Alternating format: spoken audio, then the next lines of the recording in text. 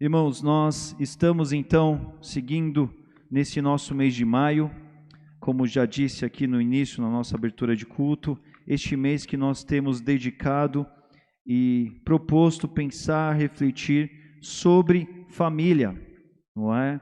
Sobre família, porque todos nós, de alguma forma, de alguma maneira, sim, viemos de família, a família que nós já refletimos, já conversamos, vendo esse aspecto dela como algo criado por Deus, como algo idealizado por Deus.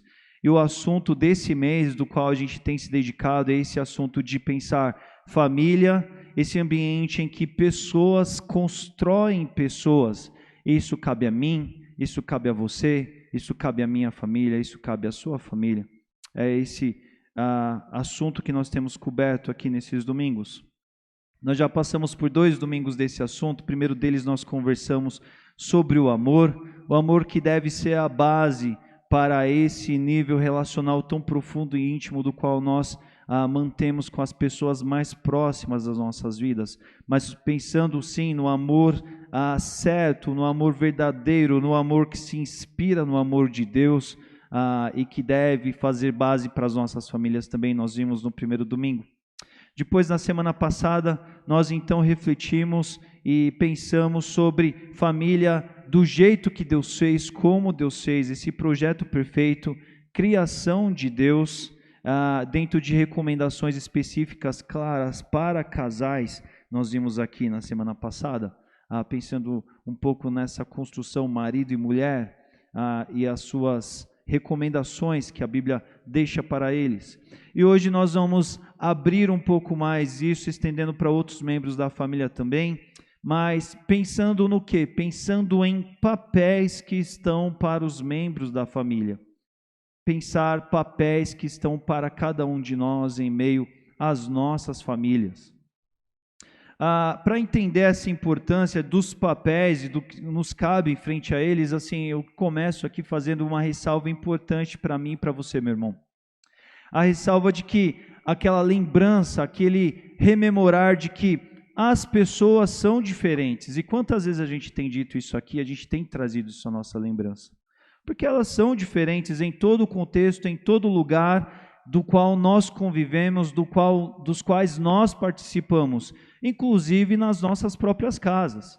Por mais que as nossas próprias casas, nossas famílias, elas tenham a sua cultura própria, o seu jeito de ser que aproxima de alguma forma ao jeito como a família vê, entende e pratica as coisas, mas até dentro da família as pessoas sim são diferentes. E aí, quando eu faço essa lembrança, eu quero destacar aquilo que a gente tem dito algumas outras vezes e que é importante a gente se lembrar também, de que diferença não deve ser vista por nós como um problema, mas deve ser visto como um benefício, como vantagem, como uma diversidade que constrói, que elabora, porque o outro tem pontos a somar, pontos a contribuir, dos quais você não tem. E já começamos por aí, então, de pensar que essas diferenças dos quais os membros da família têm, estão para serem positivos, estão para serem de edificação no contexto da família. E aí chamam a atenção também para um outro desafio, um outro aspecto, ao de ter esclarecido de que esses diferentes papéis que estão para os membros, para os pertencentes à família, eles possuem um duplo jeito de acontecer na experiência da família. Por que um duplo jeito de acontecer? Porque existe aquele papel do qual um membro determinado da família vai exercer, e existe a forma com a qual os outros membros da família vão receber o exercício desse papel e vão corresponder, vão interagir à medida que esse membro entre com o seu papel em exercício na família. Então, quando a gente fala de papel, a gente está falando desses dois lados, de alguém que faz, de alguém que age, de alguém que busca, constrói atitudes, mas de um outro que está recebendo essas atitudes e está interagindo conforme elas também. Isso é algo muito importante do qual a gente deve pensar e refletir logo nesse nosso início de assunto aqui nessa noite. E mais uma vez, como todos esses muitos assuntos que fazem parte da família, sempre, muitas vezes, a gente pensar nessas coisas pode até nos dar uma ideia de que tudo isso parece fácil, mas na verdade sempre nos desafia. E por que nos desafia? Nos desafia, irmãos, porque essa nossa natureza que nós temos, ela nos desafia o tempo todo. Essa natureza que nós temos, ela não está inclinada a buscar o bem comum, o bem social, o bem das nossas famílias, o bem nas nossas famílias, mas é uma natureza muito tendenciada, cadenciada ao egoísmo. A gente sempre enfatiza isso aqui para você, não é para ser repetitivo, é para que você tenha uma noção completa de que você precisa tratar na sua vida, isso na sua vida, de que eu preciso tratar isso na minha vida. Porque buscando o nosso próprio interesse, o nosso próprio eu, o nosso próprio querer particular, nós não vamos produzir e frutificar coisas boas. Mas não, nós devemos de fato nos desafiar, por mais difícil que pareça, a essa convocação de viver esses papéis que estão colocados para nós, definidos e dos quais a Bíblia coloca muito bem para a gente. E aí, na medida que a gente vai passar por muitos versículos aqui nessa noite, pensando nesses papéis, eu quero te fazer um convite que eu me convoquei, me fiz essa semana, tenho feito nessas últimas semanas, na medida que a gente estuda esses temas, de que você não ouça, não deixe de ouvir tudo isso e não confronte você mesmo a respeito dos desafios que estão para você, a respeito da sua família. Senão tudo isso será poesia. Senão tudo isso vai ser algo, um instante, um momento a se refletir, algo do qual a gente sairá, e que proveito isso terá se nós não sairmos daqui com alguma carga de reflexão que produzirá mudança.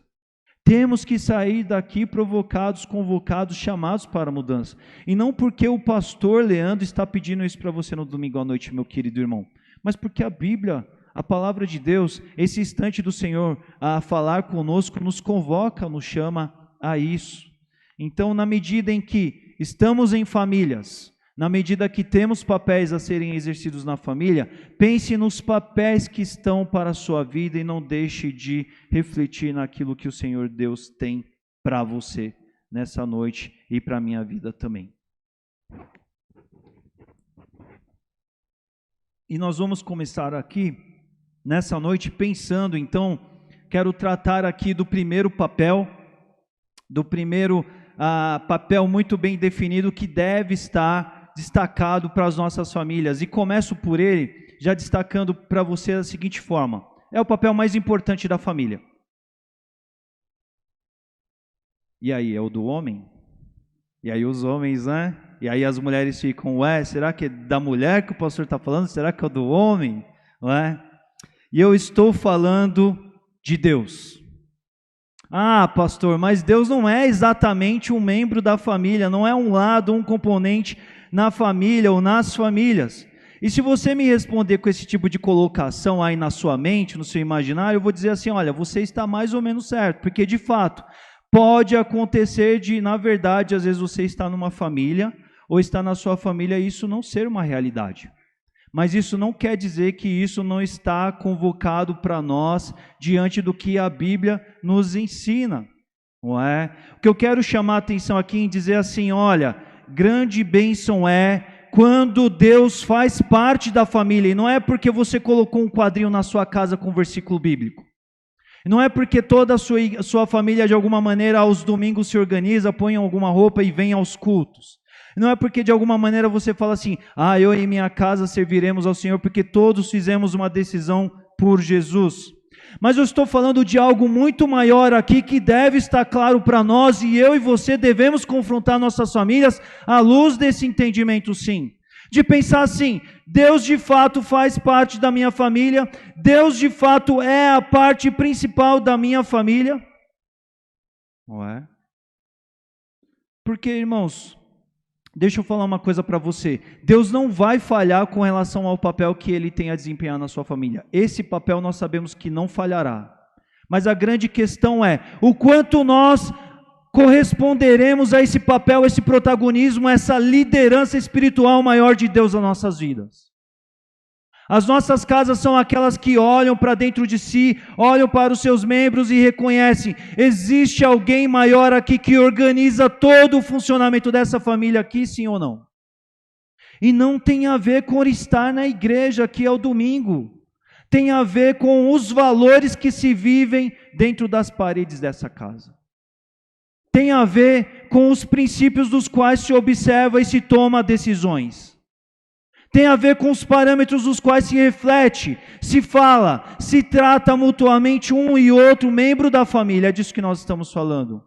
Nós estamos falando aqui de coisas grandemente profundas. Deus, Ele tem algo maravilhoso a realizar nas nossas famílias, mas a grande questão é como nós somos diante desse papel que está colocado para a família, para a nossa família. Nós somos aqueles que vão falar e vão dizer, olha, Deus, Ele é aquele que é o principal da minha família, porque sem Ele nós sequer existiríamos.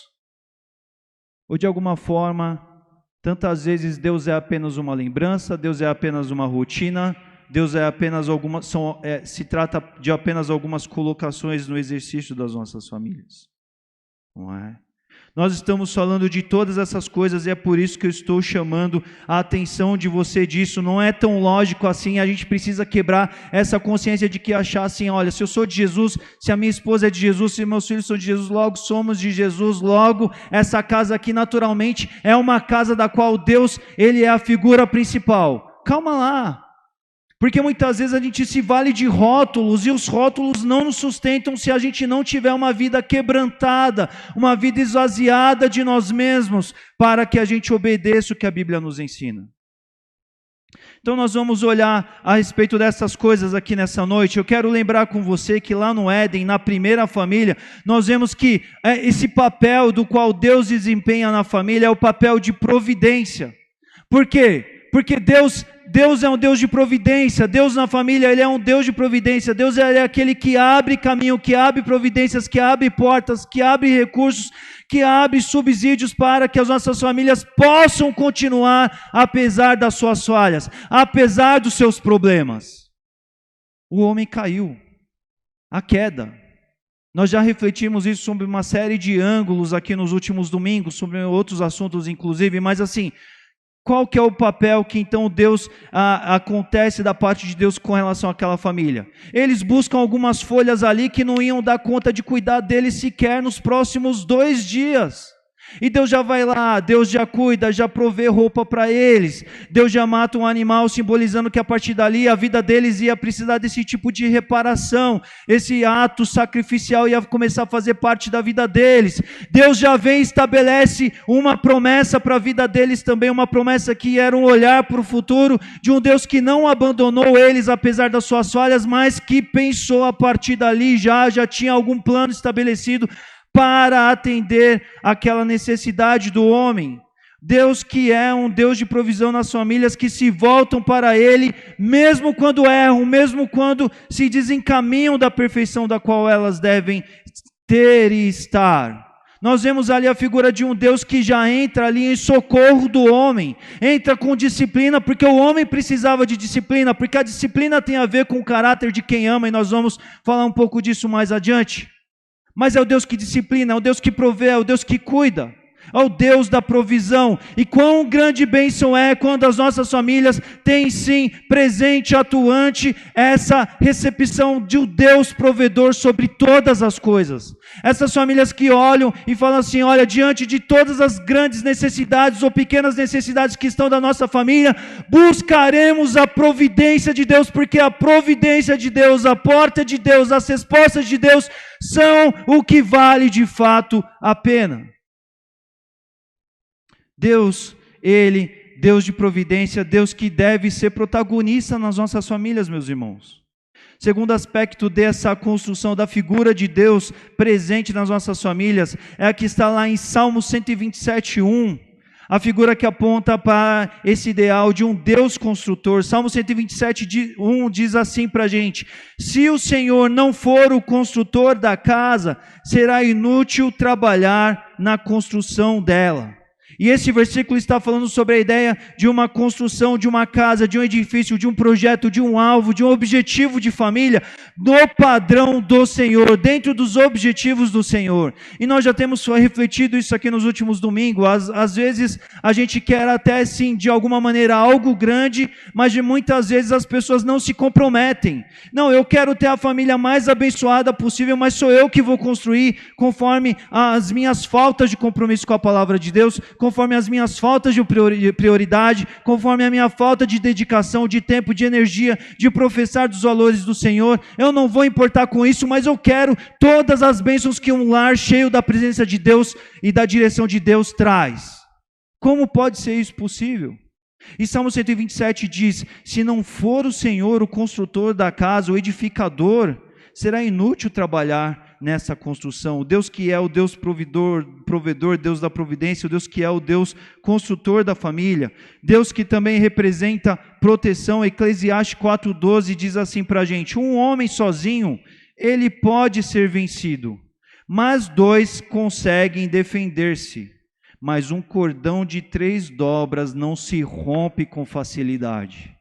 E meus irmãos, olha que segurança que esse versículo traz, principalmente na construção, na elaboração desse conceito do casal, que olha para um e para outro e fala assim: uau, se eu tivesse sozinho, talvez eu até me sentiria desamparado, mas que bom que eu tenho você. Mas de alguma certa forma, às vezes a gente olha, a gente percebe as nossas lacunas, a gente percebe que a gente não é perfeito, a gente percebe que nós temos as nossas crises, as nossas dificuldades, as nossas rusgas, os nossos desafios, mas graças a Deus que temos um Senhor para quem olhar. E o nosso lar não é um lar que se rompe de alguma forma com facilidade, apesar de nós, porque Deus está conosco. Deus, como esse Deus da proteção, essa terceira dobra que nos fortalece, que nos põe para frente, que nos forja, nos edifica conforme nós precisamos. Deus também como a figura do juiz nas nossas famílias. Porque a gente vive um tempo em que as pessoas, elas gostam muito de dizer e de falar a respeito de que as pessoas não têm o direito de julgar umas às outras, que cada um cuida da sua vida, eu cuido da minha vida, você não tem o direito de intervir aqui. E sim, nós temos responsabilidades, papéis, nós temos aquilo do qual somos responsáveis e atenderemos, mas temos que entender que sim, diante de tudo aquilo que Deus nos dá, Deus também nos pedirá contas. Somos mordomos, somos cuidadores daquilo que Deus nos dá, e Deus também nos dá as nossas famílias, e Deus é o juiz a respeito do que fazemos a respeito dessas famílias. Hebreus 13:4 diz assim: o casamento deve ser honrado por todos, o leito conjugal conservado puro, pois Deus julgará os imorais e os adúlteros. Sabe o que esse texto ele está dizendo para nós? Ele está dizendo que o casamento, esse compromisso, essa família da qual se organiza, da qual se professa, da qual se diz um sim diante na presença de Deus, ele deve ser honrado, ele deve ser digno, ele deve ser entendido como um projeto sagrado de Deus para pessoas que precisam de apoio de outras pessoas, que precisam de outras pessoas para que elas possam ser construídas. E isso deve ser honrado, isso deve ser entendido com o maior valor possível. Dentro de uma construção de conservar puro, ou seja, conservar os princípios de Deus. O homem caído, o homem do pós-Éden, após queda, ele não é puro, ele não produz coisas puras, ele não produz aquilo que é bom. Mas quando ele olha para Deus, o Deus que também é o juiz do seu lar, também é aquele que observa, também é aquele presente na memória, nas palavras, nas ações, nas atitudes, nos valores, quando se olha para esse Deus, se pode sim buscar a pureza da qual a família deve estar presente, porque Deus julgará aqueles que não tratam o casamento, a família com a devida moralidade. Deus julgará aqueles que não dão valor àquela pessoa da qual Deus permitiu estar no contexto familiar para construir, para unificar, para estabelecer um projeto maravilhoso de família. E por que Deus julgará? Porque Deus nos dá a condição de vivermos com Ele no nosso lar, nos ajudando, nos fortalecendo a viver um grande projeto da parte dEle, na medida que Ele está conosco. Deus, o juiz dos homens, Deus, o juiz dos casamentos, Deus, o juiz das famílias, Ele nos pedirá conta. E a grande questão é, Ele nos pedirá conta, isso é uma realidade. Mas a grande questão é, na sua família, essa consciência de que você deve buscar essa pureza daquele juiz que observa o teu leito, que observa a tua família, que observa os princípios, que observa a busca da dignidade, da honradez da qual a tua família merece. Tudo isso está claro para os membros da tua família? Tudo isso acontece não é quando você se lembra dos outros membros da sua família, mas é quando você se lembra do Senhor. O Senhor que representa a pureza, o Senhor que representa os valores, a moralidade, o casamento consagrado na presença dEle, que se faz diante de um hábito, de um cerimonial, mas que se vive, que se busca para todos os dias da vida também. Nós vemos então essa construção de Deus que deve estar sempre presente no nosso imaginário para que a gente corresponda a esse Deus que está para as nossas famílias e nós queremos ver dele julgando as nossas ações, julgando os nossos pensamentos, julgando as nossas palavras. Mas esse Deus também que está provendo o que nós precisamos, esse Deus que está construindo o que nós precisamos experimentar, esse Deus que está nos protegendo, nos dando dobra nesse nó para que ele não se rompa de forma alguma, mas seja o suporte do qual nós precisamos para continuar as histórias das quais Deus nos permitiu viver com outras pessoas que Ele trouxe para as nossas vidas. Deus que deve estar o tempo todo presente nas nossas famílias. Segundo aspecto, nós vamos passar então em alguns traços aqui a respeito do papel do marido. Não é? Maridos que representam, segundo a construção bíblica, nós já começamos a ver um pouco disso, um belo disso, na verdade, na semana passada, maridos que representam segurança no lar.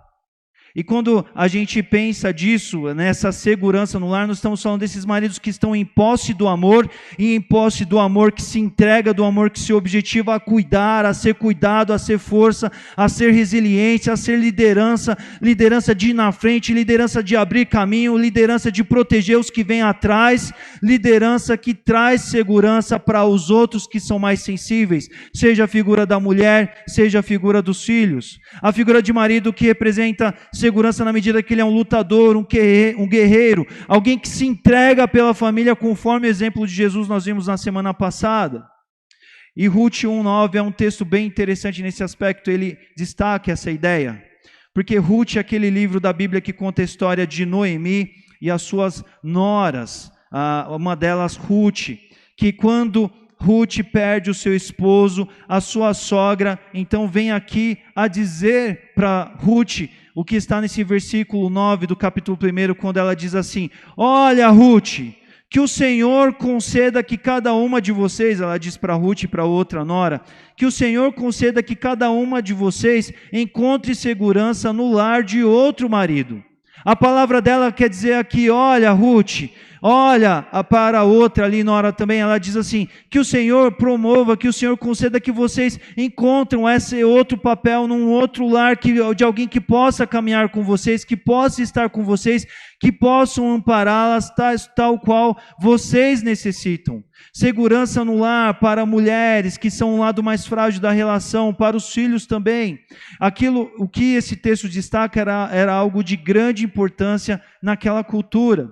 Nesse mesmo livro, no capítulo 3, versículo 1, quando Noemi está ali conversando com Ruth, mais uma vez ela vai dizer, quando alguns eventos se sucederam, ela diz assim: olha, Ruth, minha filha, eu tenho que procurar um lar seguro para a sua felicidade. E quando ela está dizendo isso, ela está dizendo de uma nova pessoa que poderia continuar ali naquela realidade social, cultural, a amparar, a ser alguém de complemento, de força, de vida, de ajuda na vida de Ruth.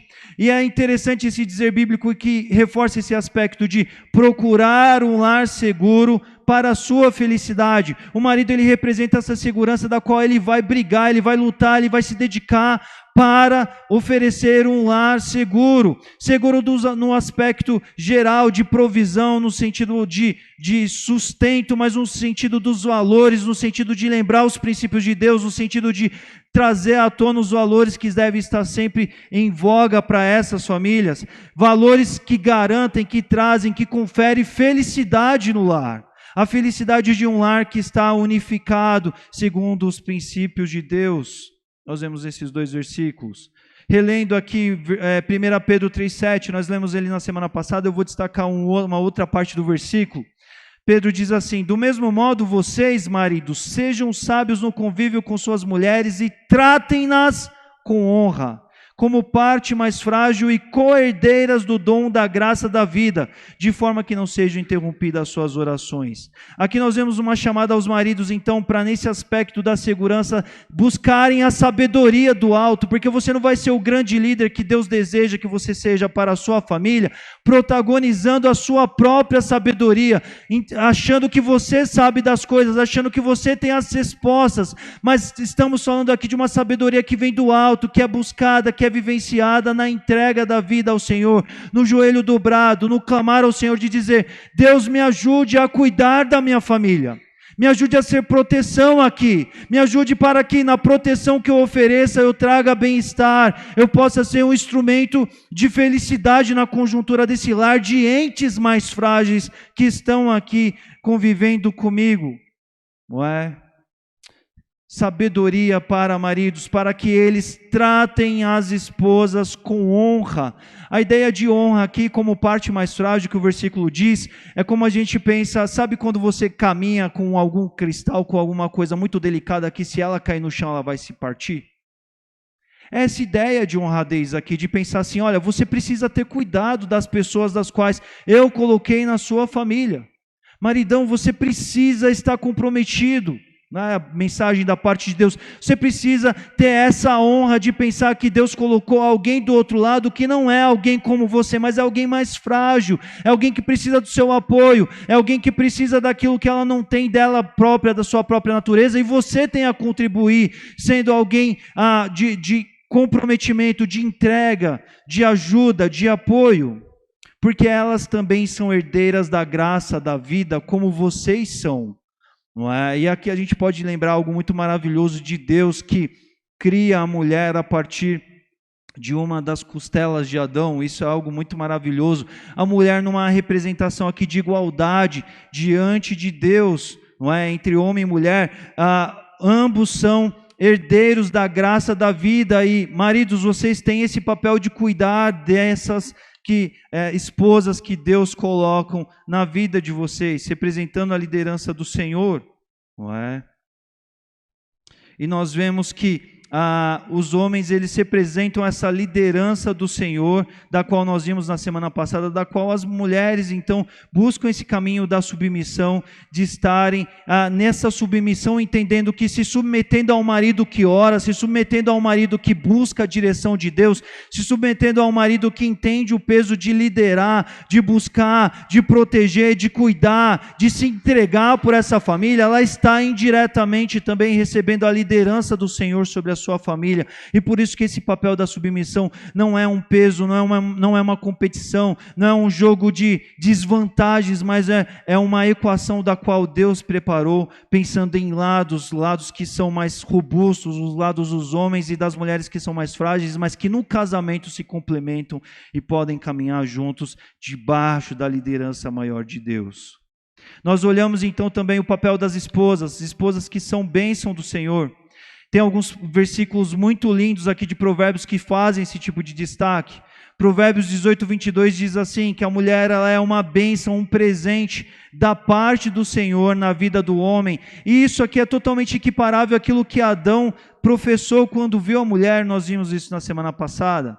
Provérbios 18, 22 diz, quem encontra uma esposa, encontra algo excelente. Recebeu uma bênção do Senhor, alguém para partilhar a vida, alguém para ajudá-lo, alguém para ser consolo, alguém para ser um refrigério na sua vida, uma bênção do Senhor, um grande presente.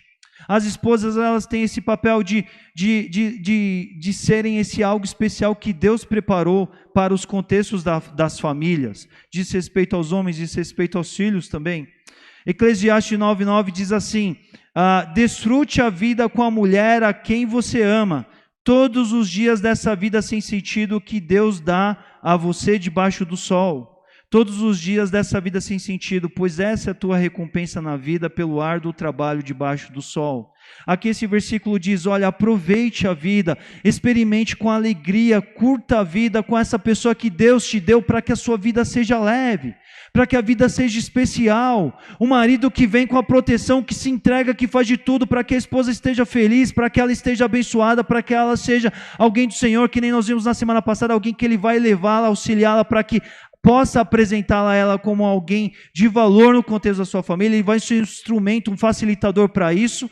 E a mulher, esse refrigério, essa bênção que dá essa leveza, que dá essa cor, esse brilho lindo na conjuntura do lar. Nós vemos esse texto de Eclesiastes 9 fazendo esse destaque muito bonito. Provérbios 31 também vai mostrar sobre essa figura da mulher que se faz exemplar, que é esteio, que é benfeitora da sua família.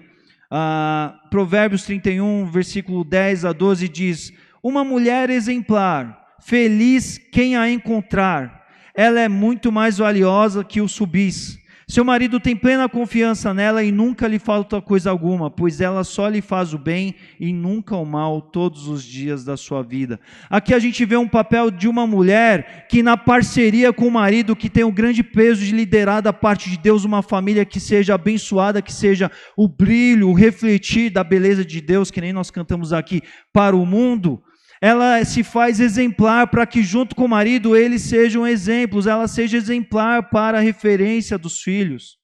E aqui o texto de Provérbios diz, quão bom é o lar do qual existe uma esposa que pode ser dita como exemplar. Olha como esse lar é feliz, olha como isso é especial, ela só faz o bem, ela não está interessada em administrar egos, em administrar interesses, em se colocar em superior a um a outro, a preterir um filho a outro, mas ela busca o bem todos os dias da sua vida. Não é? Provérbios 31, ele vai fazer destaques aqui sobre o papel da mulher, da boa esposa, que é lutadora, que é elogiada por todos, pelo marido e pelos filhos. Aquela mulher do qual o marido sabe exatamente o valor que ela tem, porque ele reconhece que a sua vida ia ser tão árdua, tão difícil, tão pesada, se ela não estivesse ali abençoando a sua vida presente, pelo simples fato de estar ali. E os filhos também se encantam de ver o cuidado, de ver o amor, de ver a ternura dessa mulher que é um presente, uma realidade abençoadora no contexto do lar.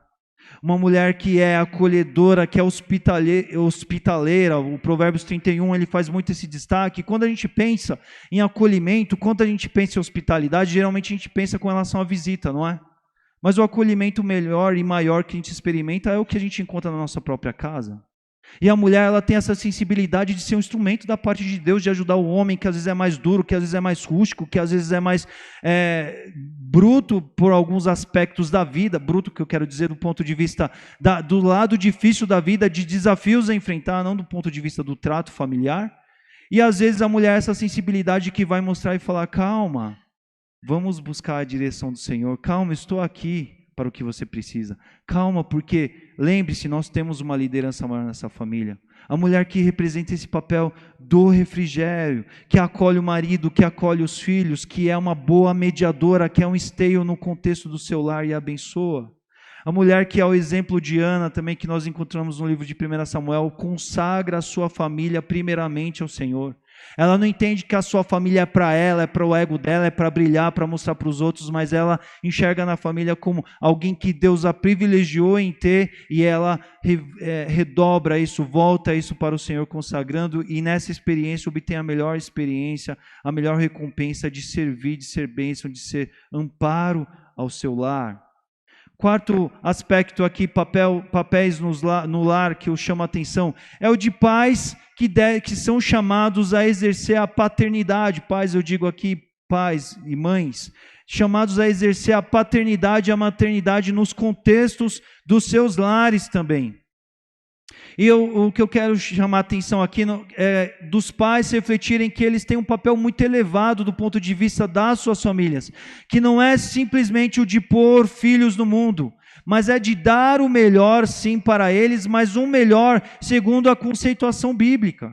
Porque nós estamos vivendo num tempo muito hedonista, do qual os filhos se tornam um grande projeto para brilhar, para brilhantar o ego dos pais, e muitas vezes a busca de se dar o melhor, mediante o padrão social, é um melhor que às vezes não é o melhor do que os filhos necessitam e precisam, mas é o melhor segundo os aspectos do que nós vemos aí na mídia, na cultura, na sociedade, e que tantas vezes destrói os filhos porque não há limites, não há educação, não há princípios, não há valores, mas existem filhos que vão sendo mais e mais e mais e mais mimados, que ganham de tudo aquilo do que se possa ser possível do ponto de vista material, mas que não tem o amor, não tem a referência, não tem aquele aspecto completo da paternidade e na maternidade que estão para os pais e mães das famílias. E para isso a Bíblia também nos preenche de muitas referências do que pais devem liderar em termos do que diz respeito à palavra de Deus com relação aos seus filhos. Faço um destaque aqui para o ensino, que está lá, a gente encontra, Deuteronômio 11:19 diz sobre o ensino, Deus dizendo: ensinem-nas os preceitos de Deus a seus filhos, conversando a respeito delas quando estiverem sentados à mesa e quando estiverem andando pelo caminho, quando se deitarem e quando levantarem. Aqui esse texto ele diz respeito a um contexto de sociedade muito diferente do nosso tempo, mas os valores, os princípios implícitos aqui são igualmente válidos para hoje também. O que o texto diz aqui para a gente chama, e é atual para nós, é que pais devem conversar com seus filhos o tempo todo, devem dialogar sobre a vida, devem falar sobre as situações da vida, devem, enquanto se está diante de um momento propriamente formal de conversa, mas num puro bate-papo, sentado à mesa, andando de carro, fazendo compras, viajando, curtindo o momento, ou simplesmente se deslocando, mas se visando um tempo de qualidade para a construção dos filhos, uma construção que vem por meio do ensino. Nós estamos vivendo um tempo hoje em dia de muito isolamento, de muito celular, e isso tem a ver até com a figura dos pais também. A gente tem conteúdos, a gente tem uma série de canais, de mídias, de plataformas de conteúdos dos quais entopem o nosso tempo, e muito se trabalha, e depois de muito se trabalhar, quer muito se divertir, passar o tempo, e muitas vezes os filhos vão ficando encostados, vão ficando abandonados dentro de casa. E aqui a gente tem uma realidade bíblica que chama e convoca pais para terem tempos de dedicação aos seus filhos, ensinando preceitos, porque enquanto pais não gastam tempo em educar e ensinar seus filhos, tem um monte de corrente, tem um monte de pensador, tem um monte de educador, aspas, aí no mundo, ensinando um monte de coisa que não tem nada a ver com os princípios da parte de Deus para os seus filhos. Dedicação, mas para isso pais e filhos precisam entender, eu não fui chamado simplesmente para pôr no mundo, eu não fui chamado simplesmente para pagar contas e boletos e passar o cartão e encher meu filho de presentes, mas ele precisa do principal de mim, que é o que é aquilo que tem a ver com a minha presença, com o que eu posso ensiná-los, com o que eu posso conduzi-los, com o que eu posso orientá-los, mostrando o que tem valor na vida, testemunhando para eles o que eu já experimentei da parte de Deus, contando para eles o quanto viver com Deus vale a pena, porque de muitas experiências que você viveu com Deus, seus filhos não estiveram lá para ver, e você precisa contar para eles o quanto esse Deus da família é o Deus que deve continuar para as próximas gerações, porque Ele é bom, porque Ele é maravilhoso, porque Ele é tudo na realidade das nossas famílias. Mas para isso vocês precisam conversar com eles, pais. Para isso vocês precisam entender, preciso passar tempo com meus filhos, tempo de descontração, uma pura brincadeira que às vezes vai trazer uma oportunidade, um bate-papo, de uma conversa, de um ensino, de um princípio, de um valor a ser discutido. Tempo de diálogo, tempo de instrução. Provérbios 22:6 diz: instrua a criança segundo os objetivos que você tem para ela, e mesmo com o passar dos anos, não se desviará deles. O que esse texto está querendo dizer? Olha, instrua os princípios, os valores do reino de Deus para os seus filhos, porque vão chegar um momento da vida deles, dos quais eles serão autônomos para as suas decisões. Mas se você tiver feito a sua parte, os princípios que você ensinou, eles nunca vão deixar a memória deles. Você não tem o papel e o peso de ser o responsável por tudo aquilo que o seu filho fará ao longo de toda a vida. Jamais. Ele será autônomo, ele será adulto. Ele também será aquele que assumirá as suas decisões, mas se você fizer o teu papel de um bom pai, de uma boa mãe, conferindo instrução para ele, aquilo que você ensinar com o melhor da tua dedicação e debaixo da sabedoria que vem do alto da parte de Deus, acompanhará ele por toda a vida dele.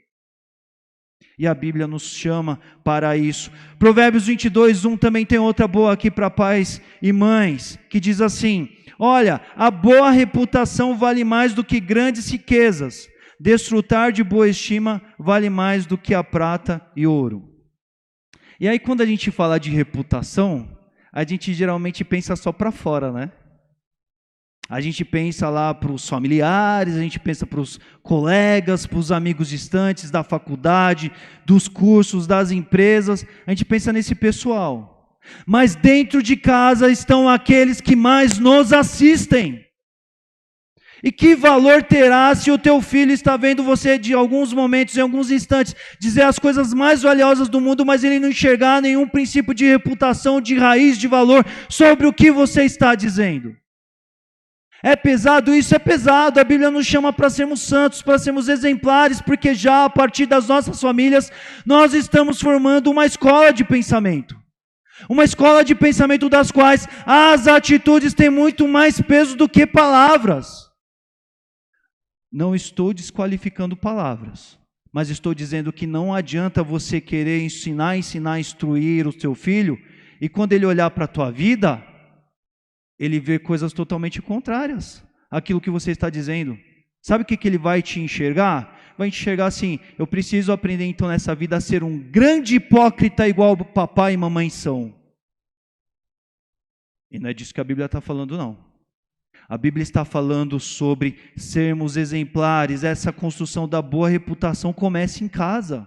Você, pai, você, mãe, precisa ser o melhor exemplo, o melhor bom testemunho de uma convivência, de um relacionamento com um Deus que impacta, que transforma, que muda a sua vida. É maravilhoso a gente ter o contexto da igreja, de filhos se achegando, vindo aos ministérios, crescendo, participando. Mas é lá na sua casa que o teu filho tem que principalmente ser impactado pelo reino de Deus, de assistir o reino de Deus acontecer nas suas vidas, pais e mães. De perceber se Deus é real, eu quero na minha vida também o Deus do meu pai, eu quero na minha vida também o Deus da minha mãe, porque esse exemplo é bom, eu quero isso para a minha vida. A reputação que tem a ver com o exemplo que se deixa também aos filhos. A correção e a disciplina que são saúde para a vida dos filhos. Provérbios 29:15 diz: a vara da correção dá sabedoria, mas a criança entregue a si mesma envergonha a sua mãe. A criança entregue a insensatez, algumas outras versões vão dizer. O texto de Hebreus 12:6 também nos lembra que o Senhor disciplina a quem Ele ama. O Senhor, que é Pai perfeito, Ele disciplina a quem Ele ama. E pais e mães não disciplinarão também os seus filhos? Nós estamos num tempo em que se diz, se ensina e se fala muito sobre liberdade o que mais se quer, fazer o que você quer, sem ninguém interferir, sem ninguém te julgar, sem ninguém participar da sua decisão, não é?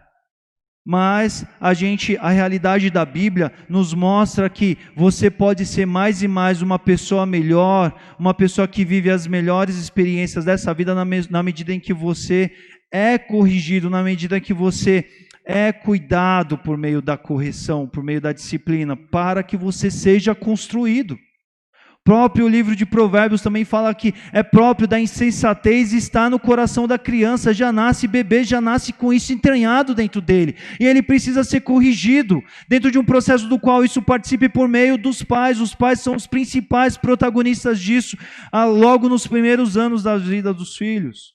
E pais devem desempenhar esse papel na vida dos seus filhos, como o Senhor desempenha na vida de todos os seus filhos. Se Deus, o nosso Pai, faz isso para conosco, como pais e mães não farão isso com seus filhos também?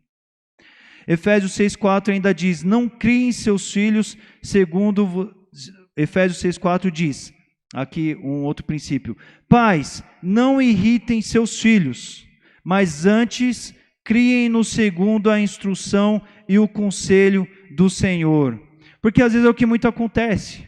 Pais ficam com muito blá, blá, blá, blá, blá no ouvido dos filhos, com muitos princípios próprios, com muitos ensinamentos próprios, com muitas leituras próprias da vida, querendo fazer os filhos absorver coisas que têm a ver com aquilo que eles mesmos compreenderam de si mesmos da vida e que não tem a ver com a sabedoria de Deus. E isso tantas vezes gera irritação. Isso tantas vezes cria obstáculos para a instrução, para o conselho do Senhor. Aqui a gente vê um princípio aqui de quietude de coração, de se aquietar, de buscar a sabedoria do alto, aquilo que nós vimos lá atrás da parte dos maridos também, mas diz respeito a toda a família, de buscar essa quietude, de buscar a sabedoria do alto, para que não se irrite os filhos, para que você não seja um instrumento, um complicador do processo de aprendizado deles, mas que você seja um facilitador. Ah, pastor, mas como você irrita o seu filho? Você irrita seu filho tantas vezes em dizer e repetir tantas coisas das quais você acredita, mas quando você se faz o pior exemplo para ele numa outra mão, como eu acabei de dizer aqui há pouco sobre o exemplo também. Quando você fica elucubrando, dizendo um monte de coisas que tem a ver com o seu modo de ver, mas que não é tratado, não traz princípio da palavra de Deus. Seu filho precisa olhar para você, ele precisa compreender que você representa o amor por meio do cuidado, por meio da disciplina, por meio das instruções, algo que visa construir ele, e não simplesmente tirar ele do eixo, simplesmente incomodá-lo sem nenhuma lógica, sem nenhum princípio coerente com todo que a vida, que a família transpira e busca. Colossenses 3:21 também diz: pais, não, mais uma vez, pais, não irritem seus filhos para que eles não se desanimem. Ou seja, a gente na família, pais devem ter esse papel de animar os seus filhos, de buscarem de fato somarem no contexto de ajudarem eles a terem o ânimo certo para obedecer, para se inspirarem nos bons exemplos, para serem construídos na vida como de fato eles precisam ser construídos no contexto da família. Filhos, aqui vamos para os papéis dos filhos também, alguns princípios, alguns textos bíblicos que dizem assim: filhos exercendo a filiação adequada.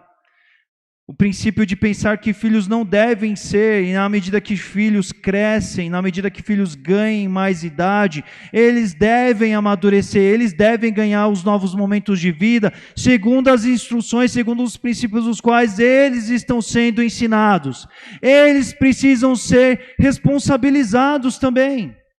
Hoje nós vivemos num tempo em que as gerações elas estão sendo muito infantilizadas, por uma série de questões que tem a ver com o modo de vida social do nosso tempo. Mas aqui eu quero lembrar para você que no contexto judaico, o menino, ele amadurecia a ponto de poder construir uma família já quando ele estava na sua adolescência. Por quê? Porque os judeus eles eram loucos de entregar os filhos à deriva na vida, de viverem sem eira, nem beira. Não, porque os filhos já estavam prontos, já estavam empoderados para assumir a sua responsabilidade de vida adulta, já a partir da sua adolescência, entrando para a juventude.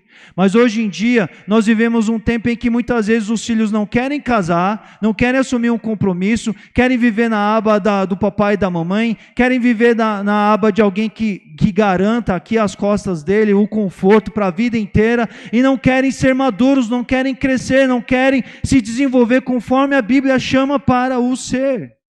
Filhos não devem ser parasitas, filhos devem ser responsáveis, filhos devem honrar aquilo que os pais gastaram em termos de tempo, energia, recursos, dedicação, sacrifício da própria vida, para que eles pudessem ter um ambiente de força, de amor, de amparo, para que eles pudessem serem desenvolvidos na existência do seu próprio lar. Filhos que levam adiante o que eles receberam, filhos que levam a herança, levam o legado daquilo que eles receberam dos seus pais. Deuteronômio 5,16 tem esse mandamento clássico que tem a ver com a honra, que diz assim: honra o teu pai para os filhos, honra o teu pai e a tua mãe, como te ordenou o Senhor, o teu Deus, para que tenhas longa vida e tudo te vá bem na terra que o Senhor, o teu Deus, te dá. Isso é Antigo Testamento, mas isso vale para Novo Testamento, isso vale para todos os tempos. Somos chamados para, vivendo o amor de Deus, vivendo a família de Deus, vivendo os valores, os princípios de Deus, honrarmos os nossos pais. Aí uma chamada aos filhos. Esse é um mandamento com promessa, uma promessa efetiva, imediata. e imediata também. A gente lê ainda lá no texto de Levítico 19:3 também, dizendo e fazendo menção ao respeito ao acato do qual filhos devem ter pelos pais, que diz: respeite cada um de vocês a sua mãe e o seu pai, e guarde os meus sábados, eu sou o Senhor, o Deus de vocês. Provérbios 23:22 diz: olha, ouça o seu pai que o gerou e não despreze a sua mãe quando ela envelhecer. E aqui nas nossas famílias nós temos que viver esses princípios. As novas gerações, por causa da tecnologia, por conta do modo de viver social, muitas vezes tem se feito uma grande desonra para as pessoas de mais idade. Filhos muitas vezes começam a desonrar os pais, filhos começam a não honrar, não valorizar, começam a desacatar aqueles que já tanto se entregaram, se ofertaram pela vida deles. Eles não têm tantas vezes vivido o respeito e o acato que cabe a eles como filhos. A obediência também que Provérbios 6 destaca para a gente nos versículos 20 a 22, que diz assim: meu filho, obedeça aos mandamentos do seu pai e não abandone os ensinos da sua mãe. Amarre-os sempre junto ao seu coração e ate-os ao redor do seu pescoço. Quando você andar, eles o guiarão, e quando dormir, o estarão protegendo, e quando acordar, falarão com você. A obediência como princípio de vida que a gente aprende para a vida toda. Efésios 6:1 também diz, nessa mesma linha: filhos, obedeçam aos seus pais no Senhor, pois isso é justo.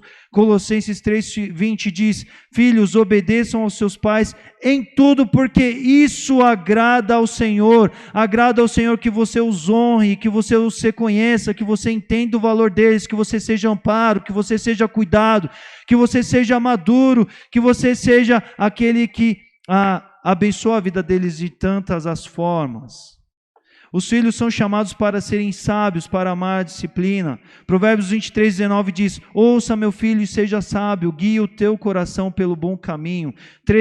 Provérbios 13:1 diz: o filho sábio acolhe a instrução do seu pai, mas o zombador não ouve a repreensão. Aqui fazendo essa distinção do filho que ouve, que acata, que obedece, que honra o pai, mas em contraposição, o filho que não ouve a repreensão, que não dá o valor, que não respeita os seus pais. Provérbios 12:1 ainda diz: todo que ama a disciplina ama o conhecimento, mas aquele que odeia a repreensão é tolo. E aqui, por fim, muito importante, Provérbios 10:1 que diz: filhos que trazem alegria para os seus pais. Provérbios de Salomão, a gente vê aqui ele dizendo que no livro de Provérbios de Salomão, a gente vê que o filho sábio dá alegria ao seu pai, mas o filho tolo dá tristeza à sua mãe. A gente vê essa contraposição que vários versículos registram de que o filho que segue os princípios, que recebe a herança dos seus pais, que recebe o legado, que estão ali preocupados em honrar, em fazer valer os ensinos do quais eles receberam, eles são motivo de alegria, eles são realização, eles são significados nos contextos das suas famílias, porque eles são a continuidade dos seus pais nos contextos das suas famílias. Provérbios 15:20 diz isso: o filho sábio dá alegria a seu pai, mas o tolo despreza a sua mãe. E eu termino esse tempo aqui falando sobre um único versículo, dois na verdade, que falam sobre os irmãos.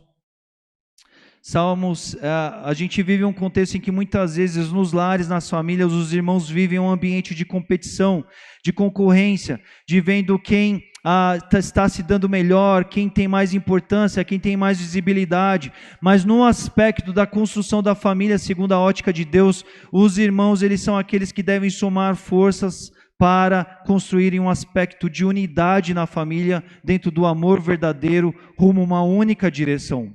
Juntos eles devem apoiar e abraçar e visitarem seus pais e nunca serem motivos de concorrência ou de desavenças ou de tristeza para os seus pais na medida em que eles desestabilizam o lar com intrigas, com rompimentos. E como é triste, irmãos, verem tantas famílias que tantas vezes irmãos se rompem, ficam divididos, não se falam, não é? Salmo 127:4 diz que, como flecha nas mãos do guerreiro, são os filhos nascidos na juventude do casal.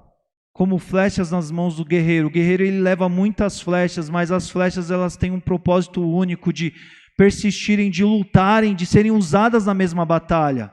Elas são diversas, cada uma vai para uma direção distinta uma da outra, mas todas fazem parte de um mesmo intuito, de um mesmo objetivo, de um mesmo momento. E os filhos, os muitos filhos ou os poucos filhos na conjuntura da família, são esses em que cada um tem a sua personalidade, tem o seu jeito de ser, tem a sua característica, mas todos devem caminhar juntos, unidos como irmãos, somando e adicionando no contexto da família. O Salmo 133, ele é um salmo que diz respeito à vida em comunidade, mas ele pode sim também ser aproveitado do ponto de vista da família nossa natural, quando diz que como é bom e agradável quando irmãos vivem unidos. Irmãos vivem união, irmãos vivem isso também no aspecto de suas famílias. E quando nós olhamos todos esses aspectos, esses papéis, irmãos, nós estamos botando famílias em raio-x, nós estamos botando nossas famílias em raio-x, nós estamos botando nossos papéis sobre uma análise crítica, uma autocrítica que deve acontecer para as nossas famílias, para os nossos papéis, para as nossas vidas. E a pergunta que fica para nós, diante de tantos textos que nós lemos, é: quem somos nós diante de todos esses versículos que nós lemos? Somos famílias do Senhor? Somos o que Ele espera de nós? Somos os membros das famílias, aqueles que Ele deseja, espera, observa de nós dentro dos papéis que a Bíblia estipula para nós? Ah, pastor, mas tudo isso que você falou eu já conhecia, eu já tinha lido, eu já tinha recebido, eu já tinha de alguma forma ouvido, mas a pergunta é: como acontece, como você experimenta a realidade desses textos bíblicos na realidade dos seus papéis para com as suas famílias? Não é? A Bíblia nos chama para vivermos famílias do Senhor, famílias que impactem o mundo, famílias que brilhem à luz do Senhor, famílias que apontem para o Senhor. E para isso envolve marido, envolve mulher, envolve os filhos, envolve irmãos. Envolve pais para com os filhos, envolve filhos para com os pais. Envolve toda essa experiência familiar de caminhar junto e entender que você contribuindo, você exercendo bem o seu papel, você edifica e constrói a sua família. E a grande pergunta é: como temos vivido isso diante da realidade das nossas famílias? Pastor, tudo isso é muito desafiador porque a nossa natureza concorre com tudo isso. Eu vou te dizer, é verdade. Mas o Senhor, quando Ele é aquele que é o principal das nossas famílias, Ele nos capacita a todas as coisas. E eu quero encerrar esse tempo aqui te dizendo que precisamos olhar para o Senhor e dizer: Senhor, venha mais e mais sobre a minha família. Senhor, venha mais e mais sobre mim. Senhor, venha mais e mais sobre mim, os meus papéis que eu tenho para com a minha família, porque eu quero ser exemplar naquilo que o Senhor espera de mim. Nós cantamos aqui hoje: Senhor, reina em mim, não é? Senhor, reina sobre a minha família. Senhor, reina sobre os meus papéis para com essas famílias, para com a minha família, porque eu quero ser bênção do Senhor na realidade da minha família. E me abençoe, Senhor Deus, a poder servir, amparar e abençoar a minha família. Esse é o grande desafio do Senhor, da parte dos nossos papéis para com as nossas famílias. Feche os seus olhos, vamos orar. Senhor, nós te agradecemos por esse tempo que o Senhor nos concedeu aqui, olhando para a palavra, olhando para textos, momentos, episódios da palavra do Senhor, das Escrituras Sagradas, observando papéis que devem ser experimentados no contexto da família, Pai. Eu quero colocar diante do Senhor nesse momento, nessa oração, Senhor, as famílias dessa igreja, ó Pai, e os crentes dessa igreja. Eu quero aqui, Senhor Deus, orar e refletir, Senhor Deus, clamar ao Senhor a respeito dos papéis que temos diante das nossas famílias. Porque, Senhor Deus, temos responsabilidades da parte do Senhor, e o Senhor não nos responsabiliza porque o Senhor quer exercer peso e fardos nas nossas famílias. Mas o Senhor nos responsabiliza porque o Senhor quer nos tirar dos caminhos tortuosos que destroem famílias. Mas o Senhor quer construir as nossas famílias segundo os princípios do reino.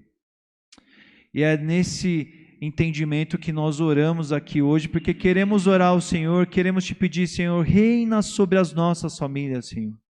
O primeiro papel que observamos aqui é o papel de correspondermos ao teu papel de estar presente, atuando nas nossas famílias, de te honrar com a tua presença, de buscar essa terceira dobra, de buscar a tua construção na nossa família, de buscar, ó Pai, a tua proteção, o teu cuidado, a tua providência em cada minúcia das nossas famílias, ó Deus. Porque tantas vezes não sabemos como dizer, como interagir, como liderar, como se submeter, como realizar, como obedecer, mas o Senhor sabe. E quando a gente diz, Senhor, vem reinar sobre as nossas famílias, quando nós dizemos, Senhor, vem me ajudar aqui com a sabedoria do alto a viver família do Senhor, o Senhor vem e o Senhor nos guia pelo teu caminho perfeito, Pai. Então que essa realidade esteja, Pai, para todas as famílias dessa igreja, Senhor Deus. Que a gente não saia, Senhor Deus, de um tempo desse de refletir família, descomprometidos com os princípios bíblicos, com os papéis bíblicos que estão para as famílias, que são de gente que te ama, de gente que serve ao Senhor. Deus, abençoe os papéis que estão para as nossas famílias, abençoe maridos, Pai, abençoe esposas, Pai, abençoe pais, abençoe filhos, abençoe irmãos, Senhor Deus. Pai, precisamos viver aquilo que a Tua palavra nos ensina para vivermos a grandeza e a bênção e a bondade daquilo que o Senhor tem para as nossas famílias e capacita-nos a isso, Senhor Deus. Que cada filho Teu aqui presente nessa noite olhe para tudo isso do qual nós refletimos hoje à noite e reflita, Pai, sobre aquilo que deve experimentar, Senhor Deus, enquanto os seus papéis, aquilo que está certo, Pai, ser aperfeiçoado, aquilo que está errado ser retificado, para que a gente, Senhor Deus, nós possamos viver famílias do Senhor e brilhar a Tua glória, Pai, por meio dos nossos papéis, por meio das nossas responsabilidades, porque o Senhor quer abençoar nossas famílias, ó Deus, o Senhor quer ver, Pai, pais felizes porque vêm filhos, ó Pai, que são a boa semente de um lar edificado na Tua presença, Senhor. O Senhor quer ver casais caminhando juntos em amor, em alegria, em leveza, enfrentando problemas e dificuldades da vida, mas com o amparo do Senhor, que é a terceira dobra na caminhada deles, ó Deus. O Senhor quer ver filhos que honrem seus pais por consciência, por alegria, por compromisso, que fazem questão disso, porque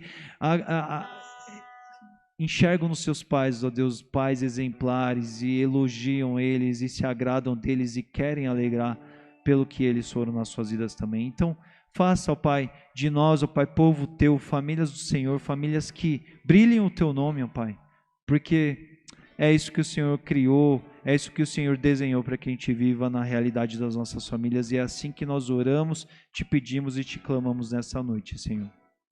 E agora, Deus, nós te oramos, Senhor, que o amor de Deus o Pai, que a graça salvadora de Jesus Cristo, que a consolação e a comunhão do Espírito Santo esteja sobre todos nós, povo de Deus, hoje, nessa noite, para essa semana e para todo sempre. Amém. Deus te abençoe, meu irmão. Uma ótima semana.